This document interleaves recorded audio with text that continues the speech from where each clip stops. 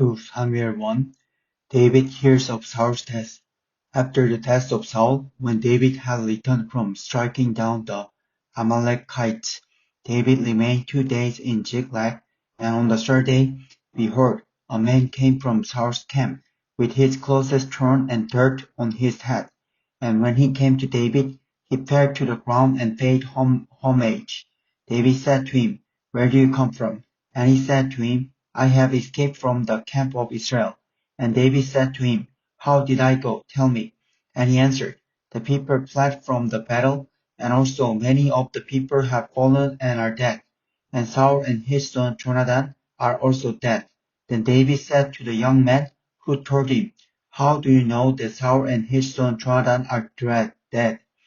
And the young man who told him said, By chance, I happened to be on Mount Gilboa, and there was Saul running on his spear, and behold, the chariots and the horsemen were close upon him. And when he looked behind him, he saw me, and called to me, and I answered, Here I am. And he said to me, Who are you? I answered him, I am an Amalekite. And he said to me, Stand beside me and kill me, for anguish has seized me, and yet my life still lingers. So I stood beside him and killed him, because I was sure that he could not live after he had fallen. And I took the crown that was on his head, and the armlet that was on his arm, and I have brought them here to my Lord. Then David took hold of his clothes and tore them, and so did all the men who were with him. And they mourned and wept and fasted until evening for Saul and for Jonathan his son and for the people of the Lord, and for the house of Israel, because they had fallen by the sword. And David said to the young man who told him, Where do you come from? And he answered, I am the son of a sojourner, the Amalekite. David said to him, How is it you were not afraid to put out your hand to destroy the Lord's anointed? Then David called one of the young men and said, Go, execute him. And he struck him down so that he died. And David said to him, Your blood be on your head, for your own mouth has testified against you, saying, I have killed the Lord's anointed. David's lament for Saul and Jonathan.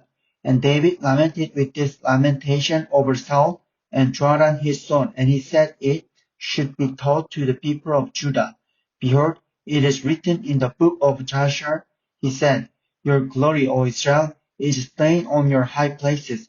How the mighty have fallen, carry it not in Gath, publish it not in the streets of Ashkelon, lest the daughters of the Philistines rejoice, lest the daughters of the uncircumcised exert your mountains of Gilboa, let there be no dew or rain upon you, nor fields of offerings, for there the shield of the mighty was defiled, the shield of Saul, not anointed with oil, from the blood of the slain, from the fat of the mighty. The bow of Jonathan turned not back, and the sword of Saul returned not empty. Saul and Jonathan beloved and lovely. In life and in death they were not divided. They were swifter than eagles. They were stronger than lions. Your daughters of Israel weep over Saul, who clothed you luxuriously in scarlet, who put ornaments of gold on your apparel. How the mighty have fallen in the midst of the battle. Jonathan lies slain on your high places. I am distressed for you, my brother Jonathan. Very pleasant have you been to me. Your love to me was extraordinary, surpassing the love of woman. How the mighty have fallen, and the weapons of war perished.